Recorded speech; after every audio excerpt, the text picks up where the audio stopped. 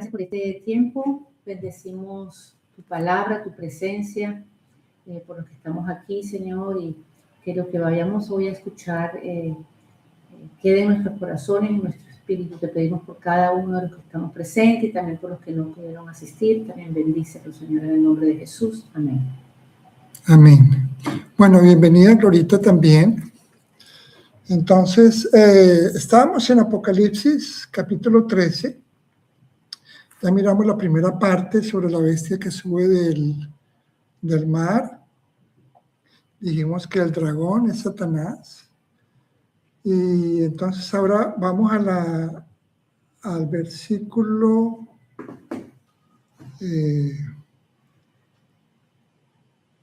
2. Ok. Vamos al versículo 11. Entonces vamos a ir leyendo el versículo 11, Apocalipsis 13. Dice, después vi que de la tierra subía otra bestia que tenía 2 cuernos como de cordero, pero hablaba como dragón. Entonces dijimos que Satanás es un imitador y él imita el reino de Dios en todos los sentidos posibles para tratar de cautivar al mundo y tenerlo a sus pies, es decir, como si él fuera el Dios verdadero de este mundo, ¿sí? Entonces, imita la Trinidad. Dijimos que Satanás, el dragón, entonces tiene una bestia que sale del mar, que tiene una herida como si hubiera muerto, pero vivía, así como Jesucristo que murió en la cruz y volvió a vivir. Entonces el mundo estaba fascinado tras esta bestia porque decía, ¿cómo es posible que viva después de recibir semejante herida? Y luego viene la segunda bestia que viene de la tierra, que dice que subía otra bestia, tenía 2 cuernos como de cordero, es decir, imita al Cordero de Dios, ¿sí?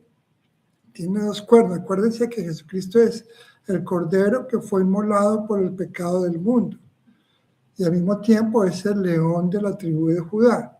Ese es un análisis muy interesante porque cuando Juan está en el capítulo 4 y le dicen que está todo el mundo muy triste y están llorando porque aparece una mano desde el trono de Dios con un libro que está sellado con 7 sellos y dice que no se encontró a nadie, ni en el cielo, ni en la tierra, ni debajo de la tierra que pudiera abrir los sellos. Entonces Juan decía, bueno, ¿cómo es posible que no podemos recibir esta herencia?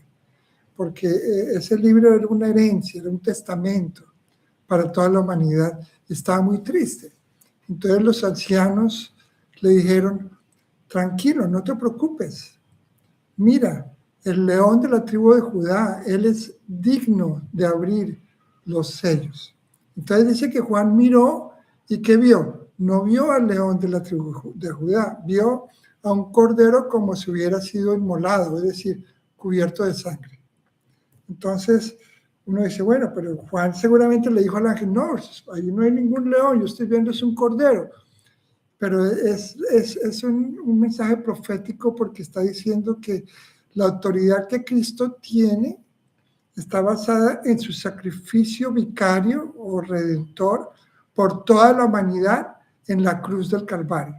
Es decir, él murió y a través de ese servicio, de esa entrega en amor por toda la humanidad, es que él tiene esa autoridad. Es decir, no es una autoridad como la autoridad del mundo, una autoridad que está basada en el sacrificio. Esa es la misma autoridad que nosotros debemos de tener como cristianos. Debemos de ganarnos al mundo a través del servicio. No como el mundo que ejerce la autoridad, sino sirviendo a los demás, ayudando al huérfano, a la viuda, a la señora que se para en la esquina. Y en ese servicio fue que Jesús reclamó esa autoridad, hasta que murió y dio su vida por amor a todos, incluyendo los que nunca habían creído en Él, incluyendo nosotros que nunca creímos en Él, pero Él ya había muerto por nosotros, a pesar de que nosotros ni siquiera habíamos nacido. Es decir, nos amó desde antes de nacer.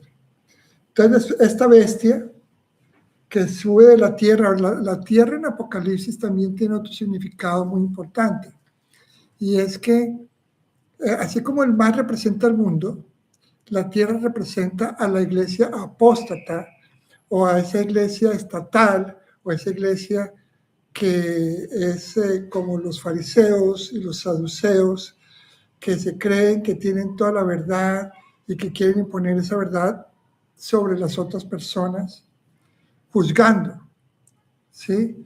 Entonces, la tierra es como un falso evangelio o una falsa iglesia donde están todas esas denominaciones que se han desviado de la verdad, donde muchos dicen que hablan en nombre de Dios, pero no sabemos de cuál Dios a nombre de cuál Dios están hablando, y quieren ejercer y manipular a las personas, ¿sí? Hay muchas iglesias que manipulan mucho a la gente que está en la iglesia por la plata. Quieren que sirvan y abandonen a su familia por estar sirviendo en la iglesia, y luego los hijos nacen rebeldes en contra de Dios porque los padres, en lugar de estar en su familia, estaban lunes, martes, miércoles, jueves y viernes sirviendo en la iglesia, y el pastor no le importa y no cuida a sus ovejas, y los prefiere ya metidos a que estén cuidando a sus familias. Entonces, eso es algo que es muy importante. Entonces, la tierra, que vamos a decir que representa de alguna manera toda religión falsa, entonces de esta tierra subía otra bestia y tenía 2 cuernos como de cordero, es decir, imitaba al cordero, pero hablaba como dragón, ¿sí? Entonces es como tratando de engañar a las personas. Entonces dice, ejercía toda la autoridad, versículo 12, del capítulo 13 de Apocalipsis, ejercía toda la autoridad de la primera bestia, y en presencia de ella, y hacía que la tierra y sus habitantes adoraran a la primera bestia, cuya herida mortal había sido sanada, ¿sí? Y esa es una imagen de una iglesia mundana, ¿sí? Una iglesia que dice, sí, nosotros adoramos a Cristo, pero el que manda en última instancia es el mundo, ¿sí? Y está disfrazada. Y a veces hay doctrinas como por ejemplo la doctrina de la prosperidad, que está demasiado cerca al mundo. Entonces llega el punto en que dicen, si tú eres próspero es porque Dios te está bendiciendo y es porque estás obedeciendo al Señor. Pero si no, entonces es porque tiene algún pecado en tu vida. Entonces, ¿cómo terminó Pablo? Pablo terminó en una cárcel. Nunca fue próspero financieramente, aunque espiritualmente fue un gigante, y murió, según la historia, decapitado. Jesús también murió en la cruz, y de los 12 apóstoles, 11 murieron como mártires, de acuerdo a la historia después de la historia primitiva, ¿sí?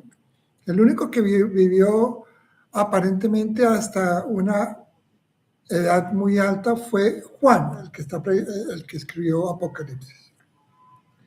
Entonces dice, hacía que la tierra y sus habitantes adoraran a la primera bestia, cuya herida mortal había sido sanada.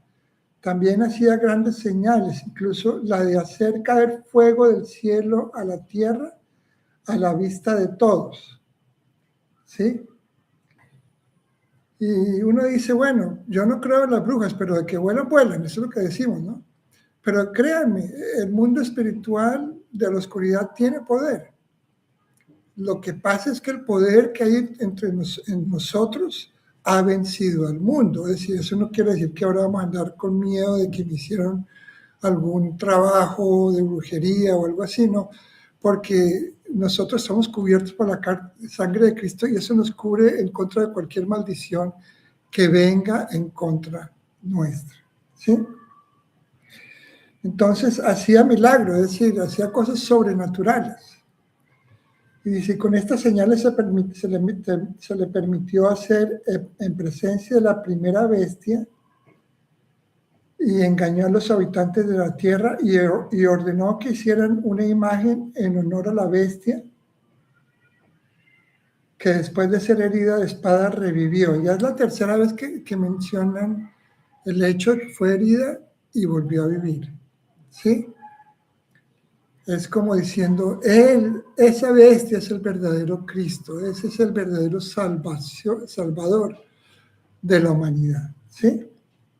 Y dice que se le permitió infundir vida a la imagen de la primera bestia para que hablara y mandara matar a quienes no adoraban a la imagen. Y créanme, muchos cristianos han muerto por el Evangelio.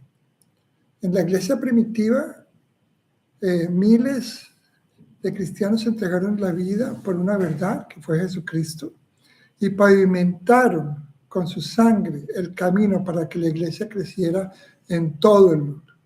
Ahora estamos disfrutando tiempos de libertad. Podemos predicar, podemos hablarle a otras personas acerca de Cristo, podemos orar, podemos ayunar y podemos ir a nuestras iglesias libremente. Pero eso no fue así todo el tiempo, en toda la historia. Los cristianos siempre han sufrido, han pasado por tiempos de mucha persecución. Y en este momento en los países islámicos siguen persiguiendo al cristianismo, pero el cristianismo sigue creciendo a pesar de todo. En la China, inclusive en Rusia, las iglesias cristianas han venido creciendo. Entonces, démosle gracias a Dios de que estamos en un país donde podemos predicar el evangelio sin problemas y aprovechemos esta ventana de oportunidad para predicar el evangelio y para ver a otras personas llenas de la presencia de Dios, porque es lo que sana las emociones, es lo que les da propósito a nuestras vidas.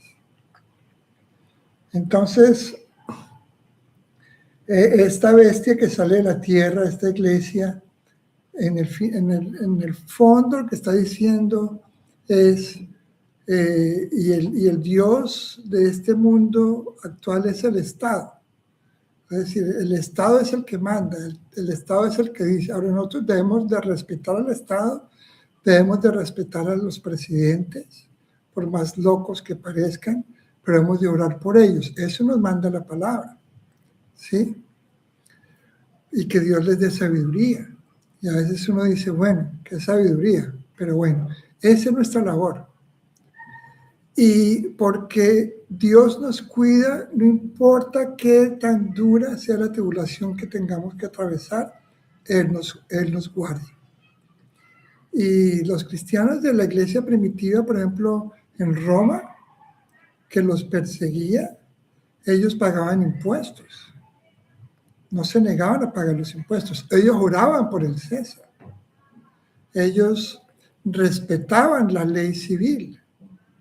Y sin embargo los perseguían, mientras que los que sí servían al César, todos esos senadores y todos esos servidores públicos, delante del César eran muy serviciales, pero cuando ya no estaban delante del César o delante de sus dioses, eran totalmente cínicos y se burlaban, pero en privado, porque se ven que no les convenía. Mientras que los cristianos eran auténticos. Y así es como debemos de ser nosotros. Hay que orar por el presidente. No hay que maldecirlo, eso no es de Dios. Pero también hay que orar para que Dios tenga misericordia de nosotros como país y para que podamos desarrollarnos y llegar a ser un país donde siga habiendo libertad y se pueda hacer industria y se pueda trabajar. Entonces, Luego dice, se le permitió infundir vida a la imagen de la primera bestia para que hablara y mandara a matar a quienes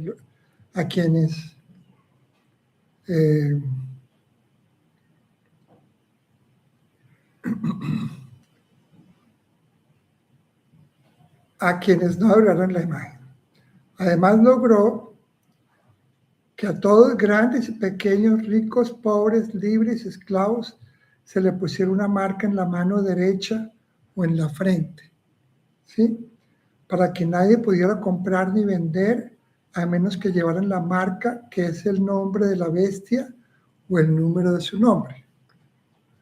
En esto consiste la sabiduría. El que tenga entendimiento calcule el número de la bestia, pues es número de un ser humano y es 666 o 666.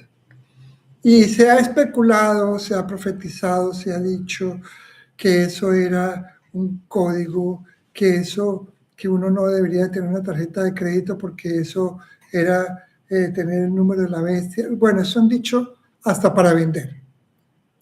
Pero si uno se pone a leer la palabra, se da cuenta, primero que todo, no dice que es el número del anticristo, por ningún lado dice eso. Dice que es el número de la bestia, y esta bestia tampoco la podemos identificar como el anticristo. Porque en la única sitio donde menciona el anticristo en el Nuevo Testamento, porque en el Antiguo Testamento no aparece ninguna mención, es en Juan, en Primera y Segunda de Juan, especialmente en Primera de Juan. ¿Y qué dice acerca del anticristo? Juan dice, y entre nosotros hemos tenido anticristos, hablando de manera plural. Y dice, y todo aquel que niega que Jesucristo es Hijo de Dios es el anticristo. Puede decir, nosotros estamos rodeados de anticristos. Todo el que no cree que Jesucristo es el Hijo de Dios es el anticristo. Ahora, nosotros no podemos ir a decirle a alguien, tú eres el anticristo porque no crees en, porque nos pegan. Pero eso es lo que dice la palabra. Es decir, hemos distorsionado ese nombre y se lo hemos atribuido a las bestias de Daniel, a los imperios de Daniel. Hemos dicho que fue Hitler, que fue Mussolini, y estamos buscando anticristos por todos lados. Encontramos anticristos hasta en el café. Pero eso no es lo que dice la Biblia. Dice que es el nombre de la bestia. ¿Y cuál es el nombre de la bestia? Acuérdense que esta bestia tenía 10 cuernos, ¿sí? Y tenía 7 cabezas. Y en las 7 cabezas hablaba insolencias en contra de Dios. Es decir, el nombre de la bestia es todo aquel que habla en contra de Dios. Porque el que habla en contra de Dios es como una bestia al final del día. Ahora, el significado del número como tal, 6. Acordémonos que Dios creó el mundo en 6 días, ¿sí? Y el hombre lo creó en el 6º día. Y luego el 7º día lo declaró sagrado para el Señor. Y en Apocalipsis y en la Biblia entendemos que el número 7 representa a Dios. Entonces el número 6 que representa al hombre. El hombre nunca podrá ser igual a Dios, ¿sí?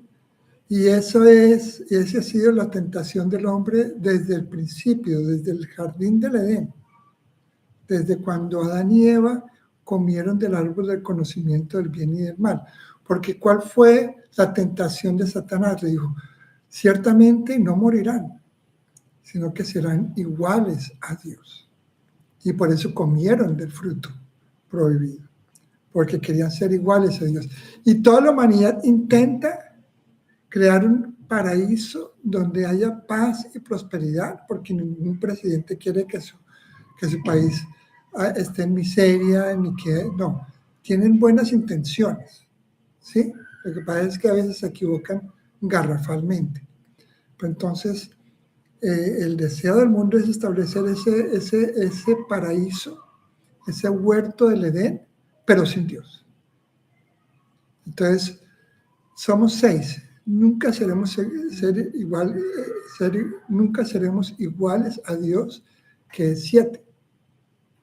Entonces, tanto en nuestro cuerpo, en nuestra alma, como en nuestro espíritu, somos 6, 6 y 6. Nunca seremos 7. Eso es todo lo que significa el número. No es más. El resto es invención.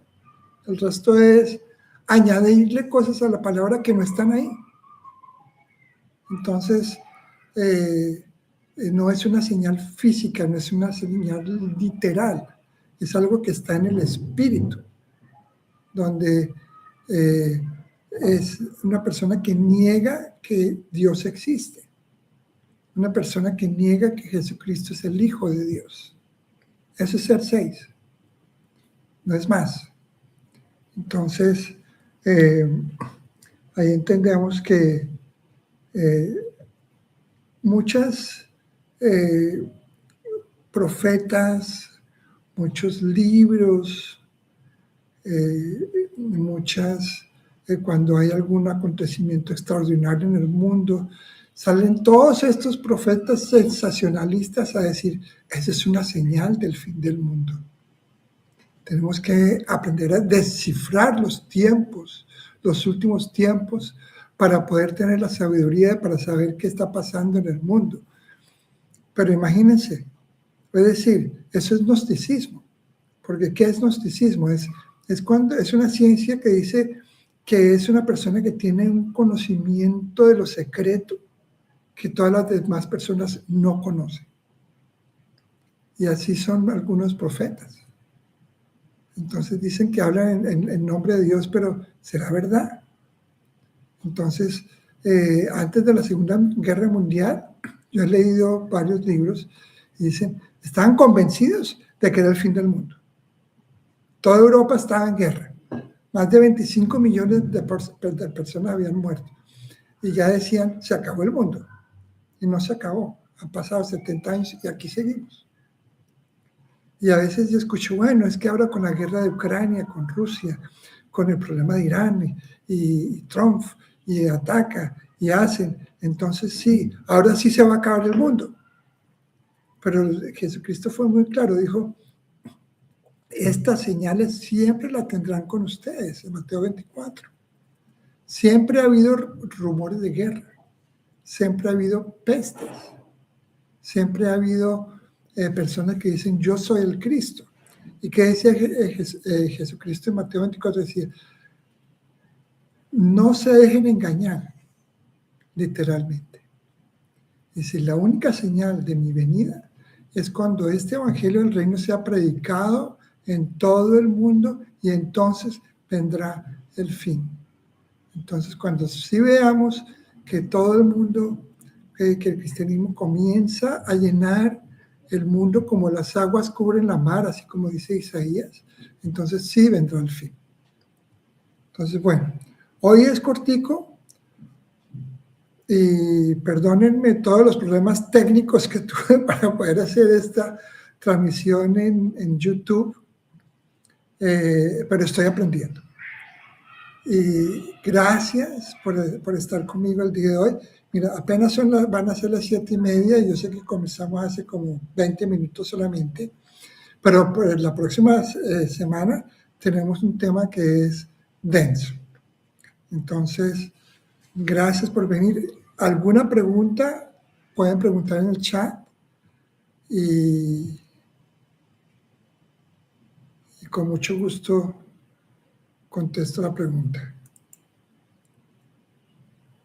Gracias, Mónica. ¿Alguien más? Bueno, Jarito, gracias por estar en el celular. Bueno, entonces vamos a orar y cerramos ya esta reunión del día de hoy. No quise alargarla porque el tema era cortico. Gracias, Señor, por este tiempo juntos. Gracias por tu bendición, por tu cuidado, por tu amor, porque tú nos llevas con una mano de bien, Señor, porque a pesar de que a veces vemos tribulaciones, tú nos vas guiando a través de esa tribulación y salimos al otro lado victoriosos. Padre, bendigo, Señor, a Mónica, a Gloria, a Ana María, a Jairito, a todas las personas, a Francis, mi esposa del corazón, a Mónica. Gracias por estar conmigo en esta noche. Bendigo sus vidas, sus familias, y les pido que sea te pido, Señor, que sea una semana de victoria en Cristo Jesús. Amén y amén. Bueno, gracias por todo. Chao.